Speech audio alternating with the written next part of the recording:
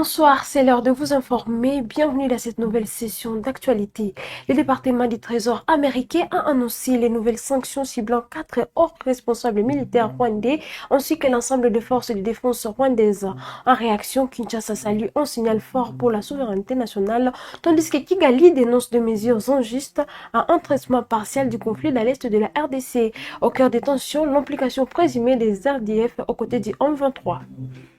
La tension diplomatique monte d'un cran entre la République démocratique du Congo et le Rwanda après l'annonce par les États-Unis des sanctions visant les forces de défense rwandaises RDF et plusieurs de leurs hauts responsables pour leur implication présumée aux côtés du M23 sur le territoire congolais. Dans un communiqué rendu public lundi 2 mars, le gouvernement congolais salue une décision du département du Trésor américain qu'il qualifie de signal fort en faveur du respect de la souveraineté et de l'intégrité territoriale de la RDC. Kinshasa estime que ces mesures confirment la nécessité d'une cohérence entre les engagements diplomatiques et les réalités sur le terrain. Dans le cadre notamment des accords de Washington, l'exécutif congolais réaffirme par ailleurs son engagement plein et entier pour une paix durable dans la région des Grands Lacs. De son côté, Kigali exprime des vifs regrets. Dans une déclaration officielle, les porte-parole du gouvernement rwandais dénoncent des sanctions injustes et accusent Washington de ne viser qu'une seule partie au processus de paix. Le Rwanda estime que ces mesures déforment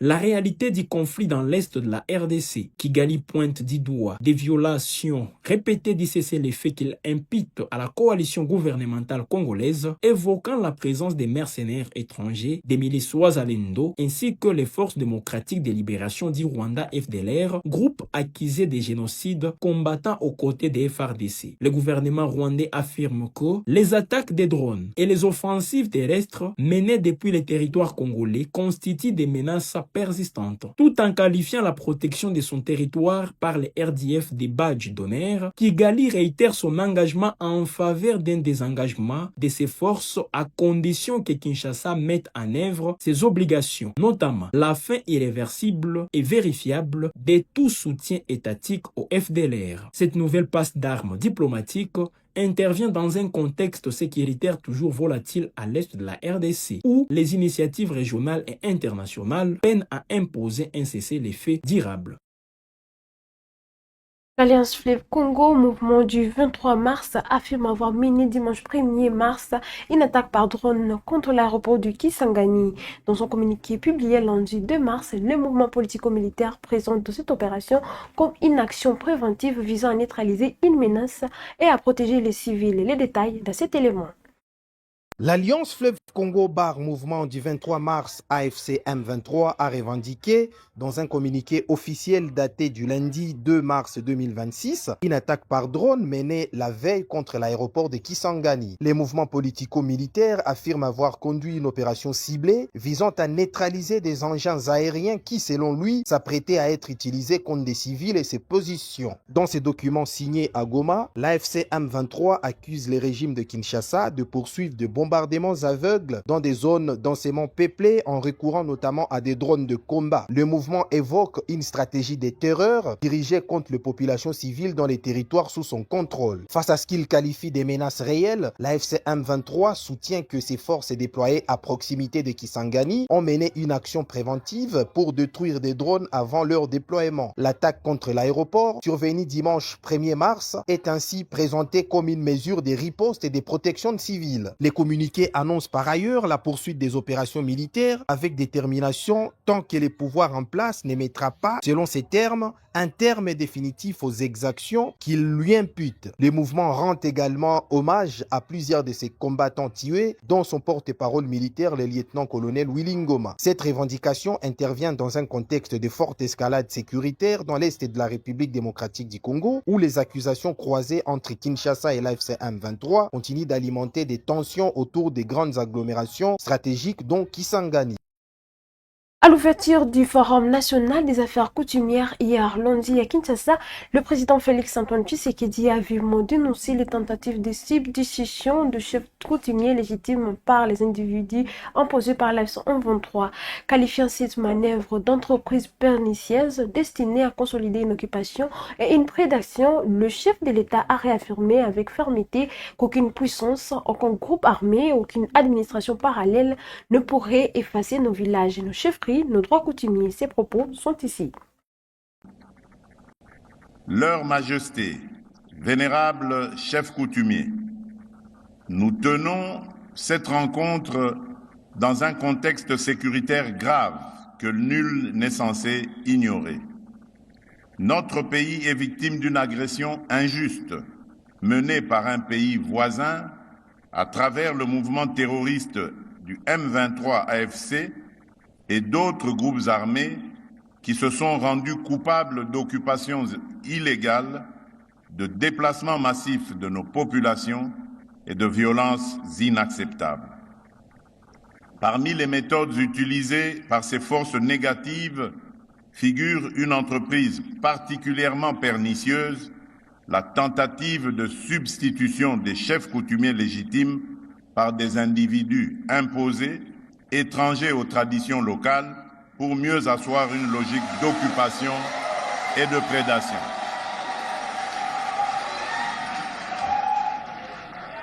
Comme j'ai eu l'occasion de le dire à d'autres occasions, je le répète encore solennellement aujourd'hui, aucune puissance, aucun groupe armé, aucune administration parallèle ne pourrait effacer nos lignages, nos chefferies, nos droits coutumiers.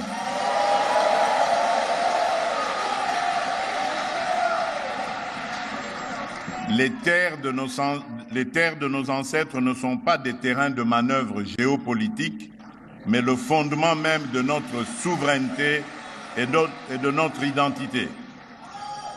C'est pourquoi je considère votre présence à ce forum non pas comme une simple participation, mais plutôt comme un acte de résistance et de patriotisme.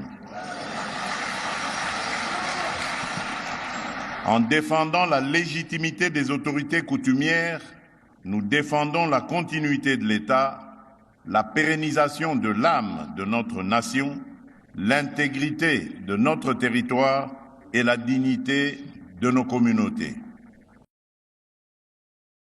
À Kinshasa, le gouverneur Daniel Bumba a appelé Kinshasa à s'acquitter de l'impôt foncier et des revenus locatifs pour financer les services publics et le développement de la ville.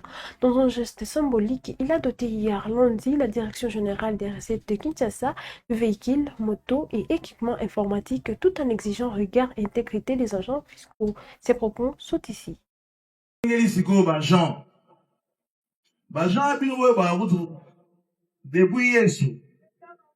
Alors, il y a un collecteur d'impôts à retraiter durement. C'est dans la Bible.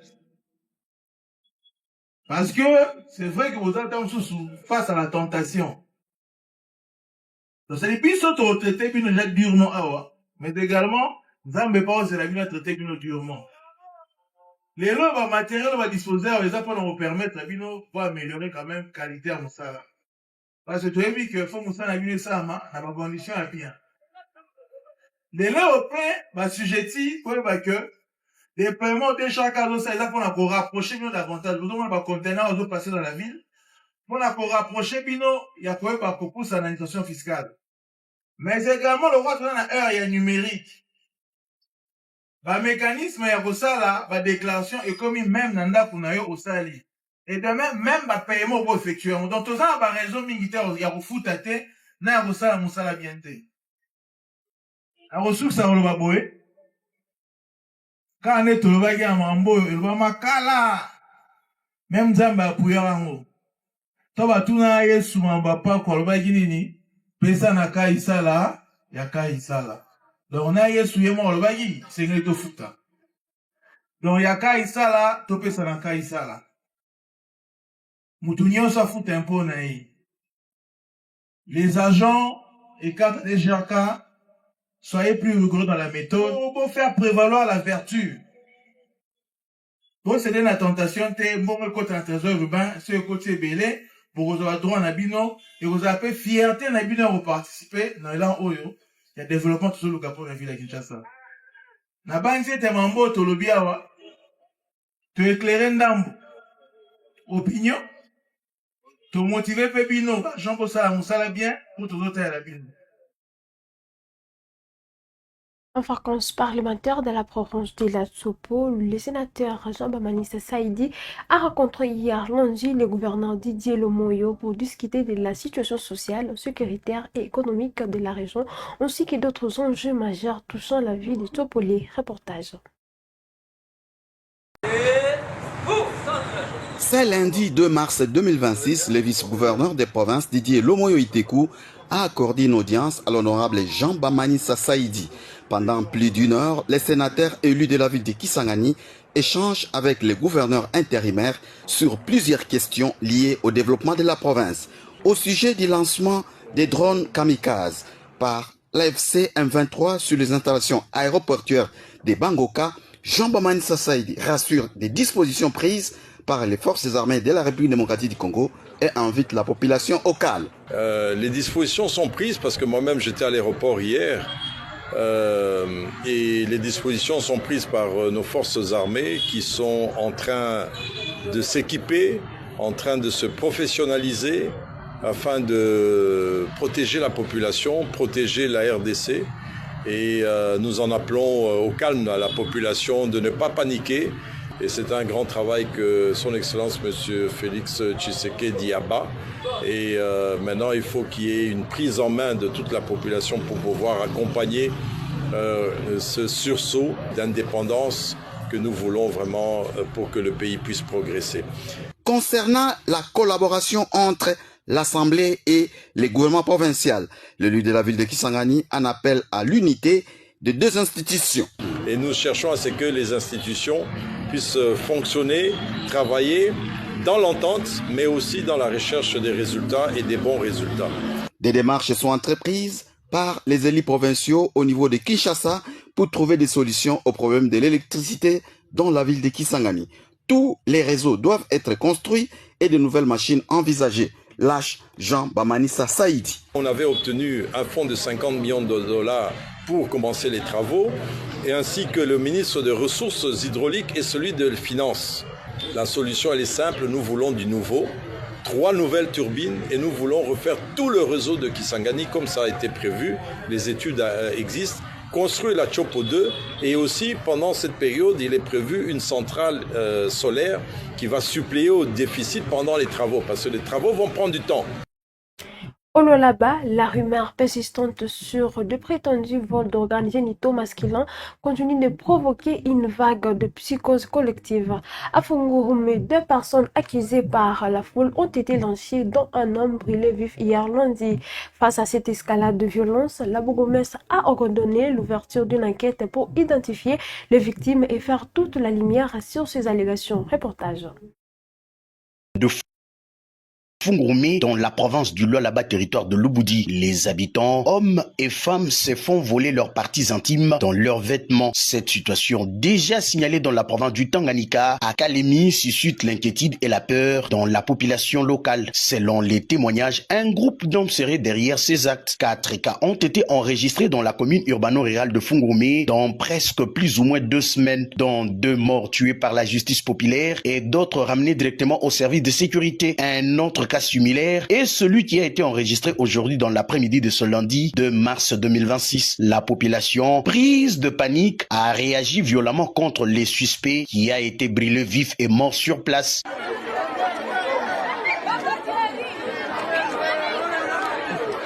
L'autorité communale, le bourgmestre intérimaire de la commune de Fungurume, Aline Makano Chilombo, a effectué une descente sans tarder et a condamné fermement ces actes de violence et de la justice populaire. Elle a par ailleurs ordonné au commandant de la police que les enquêtes soient menées pour que le coupable de ces actes puisse répondre devant la justice.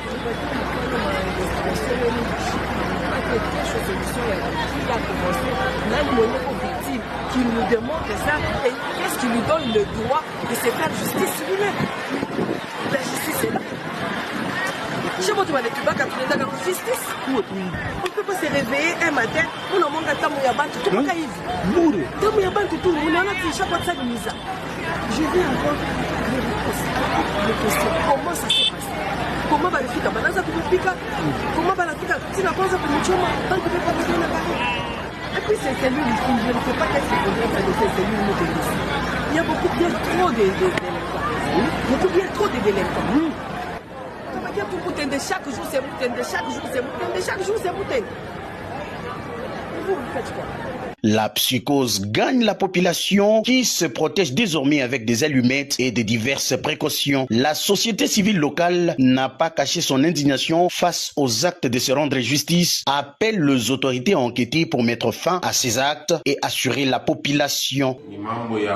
Kupoteza masex ya bantu soudain tunakuya kaya kwanza ile walipresente kwa autorité communale comme dans un film, mais les gens qui étaient là, notamment nos collègues de la société civile, ont affirmé que ya kweli. Alors tunakuya leo mu 4e cas, leo je crois le 2 mars, kaya pili ni ule balipika nguvu sana.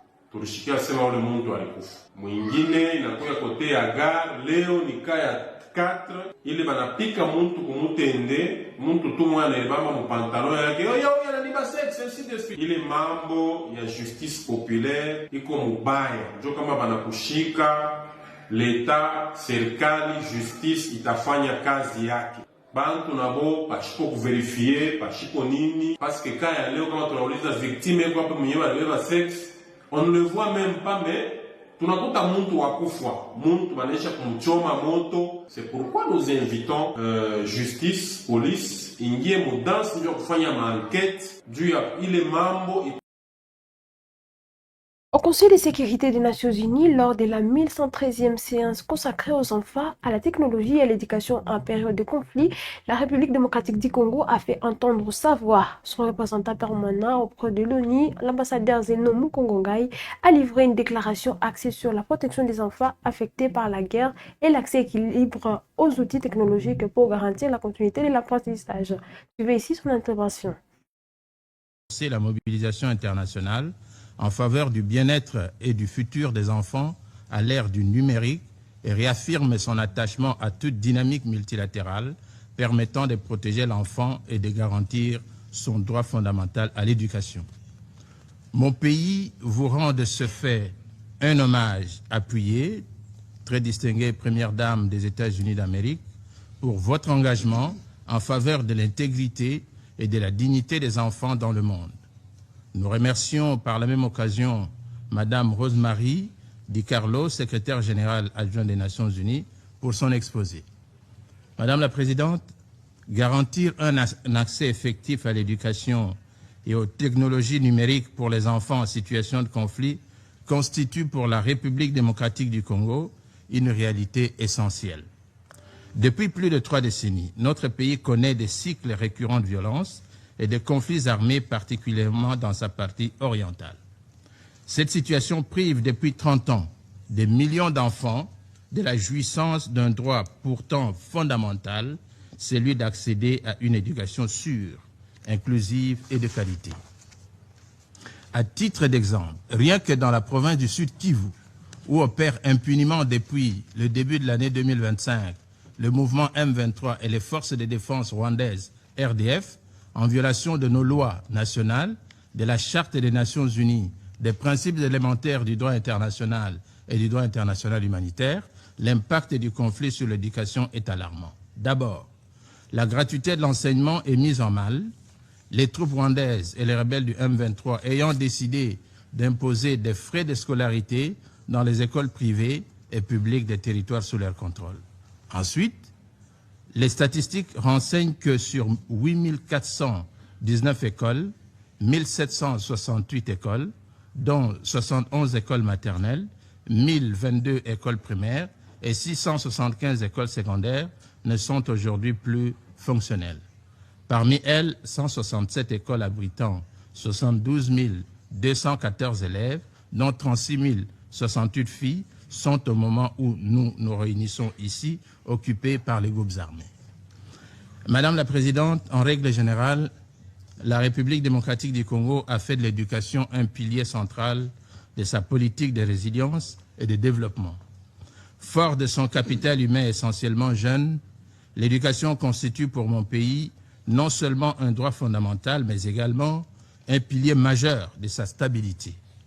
La politique de la gratuité de l'enseignement décrétée par le président de la République, son Excellence Félix-Antoine Tshisekedi Tshilombo, depuis son avènement à la magistrature suprême en 2019, répond de cette vision d'améliorer l'accès à l'éducation et aux nouvelles technologies.